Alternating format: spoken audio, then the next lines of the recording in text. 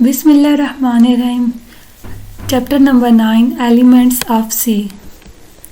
Contents: what is a variable, variable declaration, variable definition, variable initialization, rules for naming variables. What is a variable? Think about the glass. Students, variable बिल्कुल ऐसे ही होता है जैसे कि आप एक glass होता है, यानी कि ग्लास के अंदर कुछ कंटेंट्स डाला जा सकता है जो कि होता है पानी। इस केस में हमारे पास ये पिक्चर देखें, ग्लास के अंदर हम पानी डाल सकते हैं। इसी तरह से वेरिएबल, अगर आप ग्लास के कंसेप्ट को समझें कि ग्लास एक वेरिएबल है, तो वेरिएबल भी एक किसी तरह से ग्लास की तरह प्लेस होल्डर होता है और उसके अंदर भी कुछ कंटेंट्स डाले जा सकते हैं, यानी उसके अंदर कुछ वैल्यू डाली जा सकती है। तो यहाँ पे हमारे पास पिक्चर में देखिए जैसे कि ग्लास एक वेरिएबल होगा और इसके अंदर जो पानी पड़ा है वो क्या है, वो वेरिएबल की वैल्यू बेसिकली हम उसे कह सकते हैं। तो ये एनालॉजी ग्लास की मैंने सिर्फ इसलिए यूज़ किया कि आपको वेरिएबल का कंसेप्ट समझ आए। अब आगे हम इसकी डेफिनेशन देखते हैं और बाकी डिटेल्स देखते हैं कि ये क्या होता है। Variable, variables are named memory locations which are used to store programs input data and its computational results during program execution.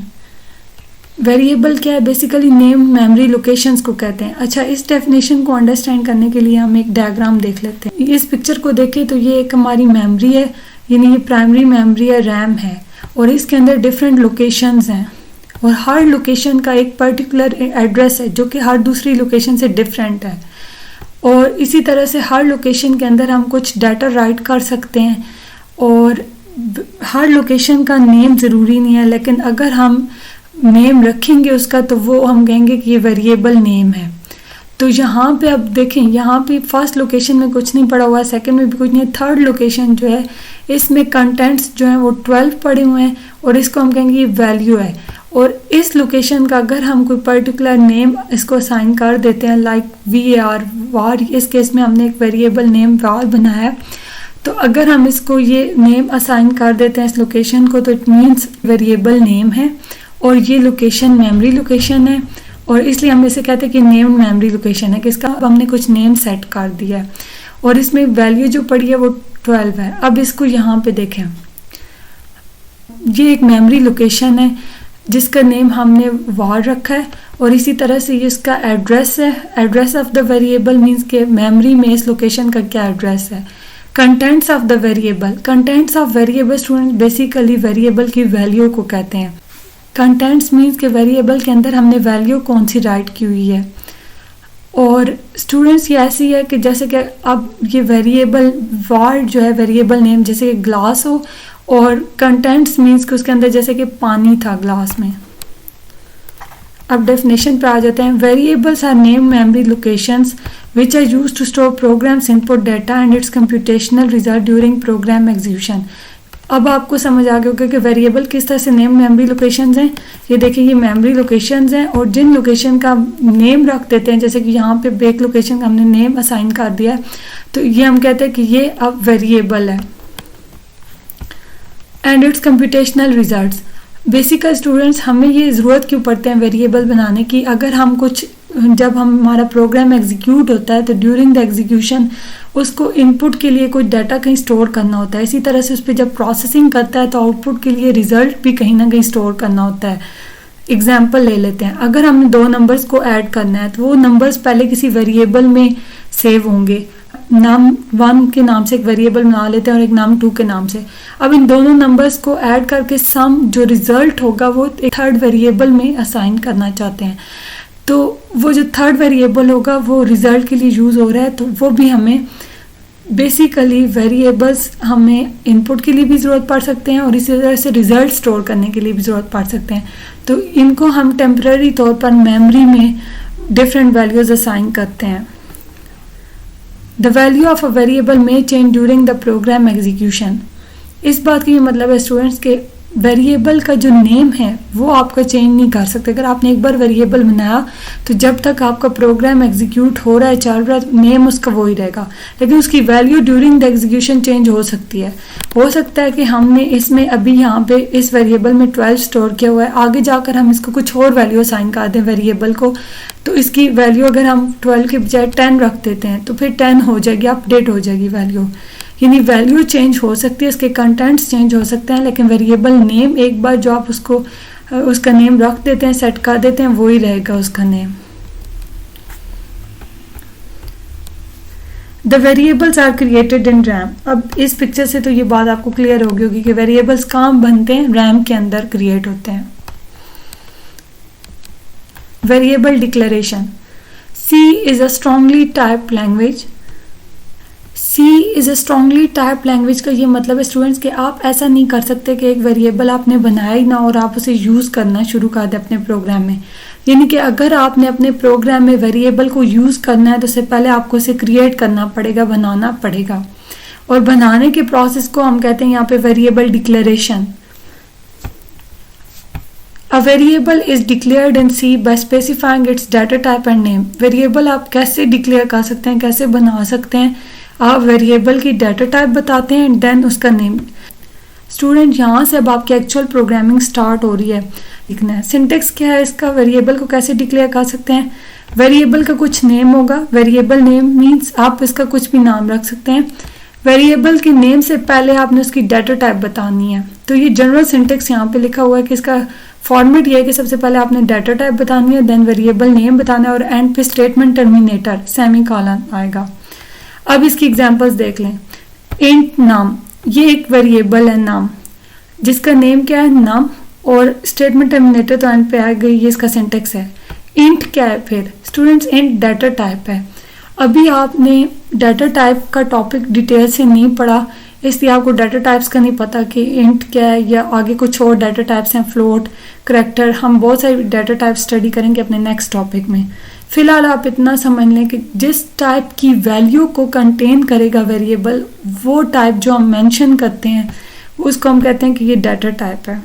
तो अब ये नाम वेरिएबल, जैसे कि नाम से ज़ाहिर है हमने वेरिएबल बनाया नाम, यानी कि कोई नंबर है, इसके अंदर कोई नंबर स्टोर होंगे, तो हम वैल्यू को देखते हुए उसकी डाटा टाइप डिसाइड करते हैं कि इसकी डाटा टाइप क्या हो सकती है।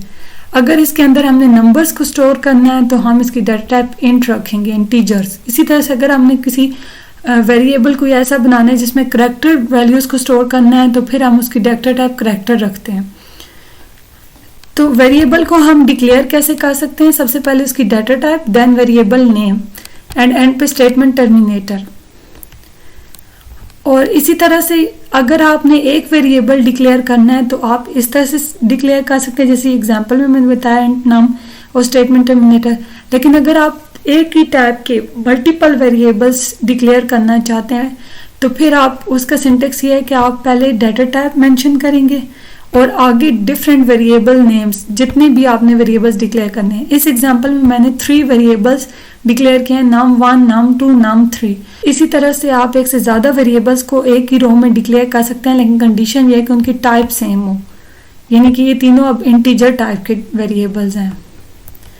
तो ये अब आपने वेरिएबल डिक्लेरेशन देखी कि सिंगल वेरिएबल को कैसे डिक्लेयर किया जा सकता है और मल्टीपल वेरिएबल्स को कैसे डिक्लेयर किया जा सकता है। A variable declaration tells the compiler the name of the variable and the type of data to be stored in it। Students, variable declaration का सिंपल पर्पस ये होता है कि वो कंपाइलर को ये बता दे कि इस वेरिएबल का नेम क्या है और उसकी डाटा टाइप क्या है। A variable definition set aside memory location of the variable. कि वेरिएबल डेफिनेशन में कंपाइलर को वेरिएबल का नेम और उसकी टाइप तो बताई जाती है, लेकिन साथ ही कुछ मेमोरी लोकेशन रिजर्व कर दी जाती है, यानी कि वेरिएबल की डाटा टाइप को देखते हुए उसको मेमोरी एलोकेट कर दी जाती है। इस बात का ये मतलब है स्टूडेंट कि अगर आपका एक वेरिएबल इंटीजर है तो ये मेमोरी में, जैसे कि ये इंट नाम, एक इंटीजर टाइप का जो वेरिएबल होता है वो मेमोरी में 2 बाइट्स रिजर्व की जाती हैं उसके लिए, यानी वो 2 बाइट्स लेता है मेमोरी में। इसी तरह से करैक्टर टाइप वेरिएबल मेमोरी में 1 बाइट लेता है। तो बेसिकली डाटा टाइप एक तो ये बता रही होती है कि किस टाइप का डाटा इसके अंदर आप स्टोर कर सकते हैं, प्लस वो उसका साइज भी बता रही होती है कि मेमोरी में आपने कितनी बाइट्स एलोकेट करनी है। इस वेरिएबल डिक्लेरेशन और वेरिएबल डेफिनेशन का जो बेसिक डिफरेंस है वो ये है कि वेरिएबल डिक्लेरेशन सिर्फ कंपाइलर को बताता है कि वेरिएबल का नेम क्या है और डाटा टाइप क्या है, जबकि वेरिएबल डेफिनेशन कंपाइलर को वेरिएबल नेम और डाटा टाइप के साथ साथ उसके लिए मेमोरी लोकेशन रिजर्व कर देता है। However, in C, variable declaration statements not only declares the variable but also defines it. इस बात का स्टूडेंट ये मतलब है कि सी लैंग्वेज में वेरिएबल डिक्लेरेशन और वेरिएबल डेफिनेशन में कोई ज़्यादा डिफरेंस नहीं है, यानी कि वेरिएबल डिक्लेरेशन के साथ ही साथ वेरिएबल डेफिनेशन भी हो रही है। जब हम एक वेरिएबल डिक्लेयर करते हैं तो उसके साथ ही उसको मेमोरी भी एलोकेट कर दी जाती है। अब एग्जांपल्स देख लेते हैं। इंट नाम, ये एक इंटीजर टाइप का वेरिएबल है और इसका नेम नाम है। इसी तरह से इंट मार्क्स, ये वेरिएबल नेम मार्क्स है और इसकी टाइप इंटीजर है। करेक्टर ग्रेड, इसकी टाइप करेक्टर है और वेरिएबल नेम ग्रेड है। तो ये स्टूडेंट्स वेरिएबल डिक्लेरेशन की एग्जांपल्स थी और इसको हम कह सकते हैं ये वेरिएबल डेफिनेशन भी है। यानी जब भी आपने वेरिएबल डेफिनेशन या डिक्लेरेशन करनी होगी तो सबसे पहले आप डाटा टाइप बताएंगे, देन वेरिएबल नेम और एंड पे statement terminator. Variable initialization, assigning a value to a variable at the time of its declaration is called a variable initialization।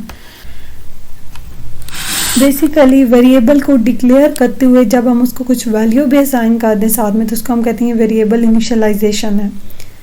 इसका मतलब ये है कि स्टूडेंट सबसे पहले आपने वेरिएबल डिक्लेरेशन करनी होती है, देन वेरिएबल इनिशियलाइजेशन। मीन्स कि पहले आप वेरिएबल को डिक्लेयर करेंगे और उसके बाद उसको कुछ वैल्यू असाइन कर सकते हैं। और यहाँ पे आप कुछ एग्जांपल्स देख लेते हैं जो कि आपकी टेक्स्ट बुक से मैंने उठाई हैं। इंट काउंट, ये जो फर्स्ट एग्जांपल है इसमें इंट डाटा टाइप है और काउंट वेरिएबल नेम है और सेमी कॉलन एंड में। इसका ये मतलब है पूरी स्टेटमेंट का कि ये वेरिएबल डिक्लेरेशन है एंड वेरिएबल डेफिनेशन है। यहाँ पे अभी तक हमने इसको कोई वैल्यू नहीं असाइन की। स्टूडेंट्स जब इस एक स्टेटमेंट पे जब ये स्टेटमेंट रन होगी तो बैक एंड पिक्चर कुछ इस तरह से होती है कि मेमोरी में आपकी, चूंकि ये इंटीजर टाइप के इसलिए 2 बाइट्स रिजर्व कर देता है कंपाइलर मेमोरी के अंदर और उसका नेम रख देता है काउंट। यानी मेमोरी में एक लोकेशन वो इसको साइन कर देगा और उसका नेम काउंट रख देगा और वो उसका साइज क्या होगा 2 बाइट्स। इसी तरह से आगे देखें काउंट इक्वल्स टू 125। अभी तक इनिशियली उस लोकेशन में कुछ भी नहीं पड़ा होगा या ये हो सकता है कि पहले से कोई वैल्यू मेमोरी में पड़ी हो और उस वैल्यू को जो स्टूडेंट्स, यहाँ पे मैं आपको ये भी बता दूं स्टूडेंट्स कि अगर मेमोरी में आपने अभी तक वेरिएबल के अंदर कोई वैल्यू इनिशियलाइज नहीं की, उसको कुछ वैल्यू नहीं असाइन की, तो हो सकता है कि पहले से कुछ गार्बेज वैल्यू पड़ी हो, यानी पहले से कुछ वैल्यू पड़ी हो जो आपके लिए यूजलेस हो, उसको हम कहते हैं कि गार्बेज वैल्यू होती है। ऐसी वैल्यू जो आपने नहीं असाइन की बल्कि वो पहले से मेमोरी में पड़ी हुई है उस वेरिएबल में, तो उसको हम बेसिकली कहते हैं ये गार्बेज वैल्यू है। तो जब हम इसको कुछ वैल्यू इनिशियलाइज कर देते हैं किसी वैल्यू के साथ तो फिर क्या होता है कि जो उसकी जो पहले गार्बेज वैल्यू होती है वो ओवरराइट हो जाती है। इसी तरह से यहाँ पे देखें वेरिएबल इनिशियलाइजेशन का ये मतलब है कि आपने पहले वेरिएबल को डिक्लेयर किया और डिक्लेरेशन का सिंटेक्स आपने देख लिया था कि पहले डाटा टाइप आती है, देन वेरिएबल नेम आता है और एंड पे स्टेटमेंट टर्मिनेटर। बस इतना सिंपल है वेरिएबल को डिक्लेयर करना या डिफाइन करना।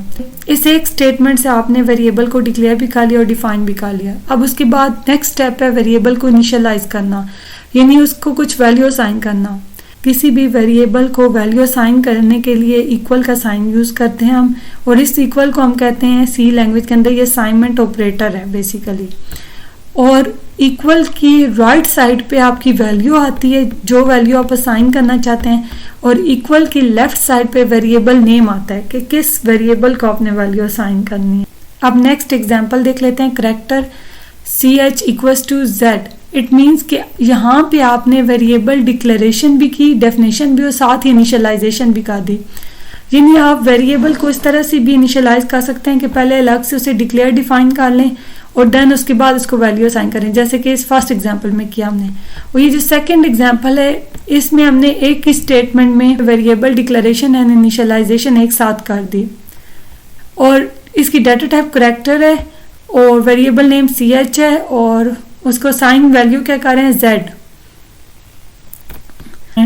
अगर आपने इंटीजर टाइप के वेरिएबल्स को वैल्यू साइन करनी है, यानी कि वैल्यूज आपकी ऐसी हैं जो कि न्यूमेरिक हैं, नंबर्स हैं 1 2 3 इस तरह के, तो वो आपको उसको आप डायरेक्ट असाइन कर सकते हैं, आपको कोड्स के अंदर लिखने की जरूरत नहीं है।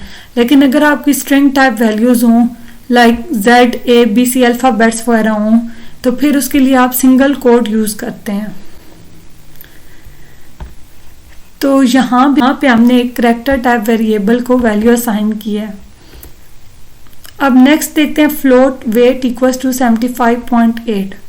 इस बात की ये मतलब है, फ्लोट एक डाटा टाइप है जो कि ऐसे नंबर्स के लिए यूज होती है जिनमें पॉइंट आ रहा हो।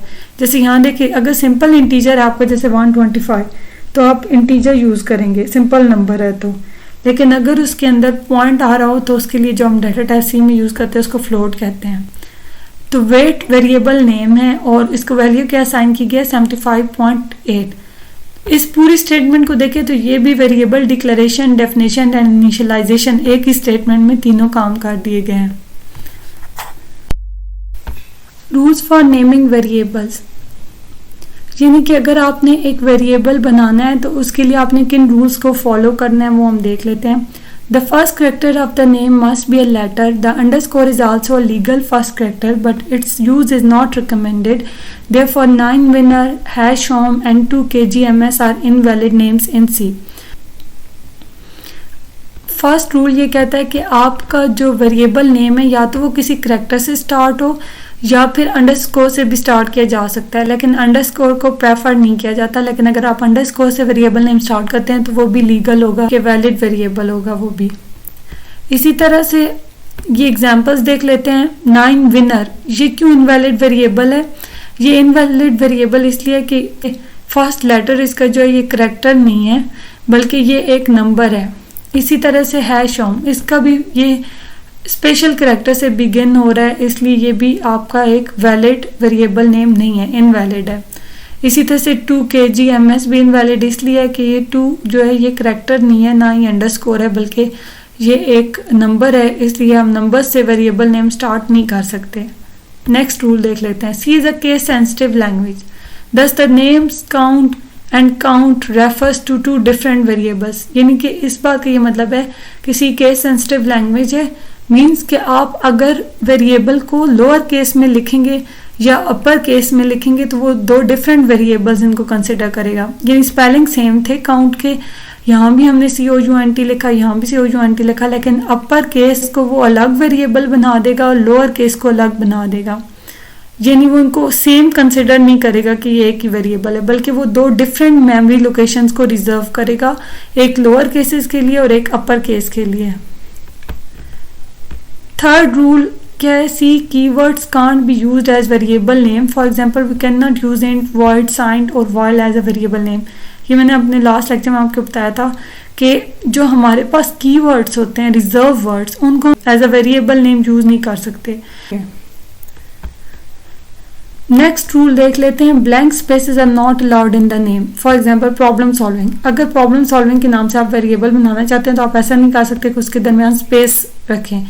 तो इसका बेसिकली सोल्यूशन ये होता है कि अगर आपने एक से ज़्यादा वर्ड्स का वेरिएबल बनाना हो तो यूजली हम ये करते हैं, अप्रोच फॉलो करते हैं कि अंडरस्कोर या तो इनके दरमियान डाल देते हैं या फिर फर्स्ट लेटर कैपिटल कर देते हैं।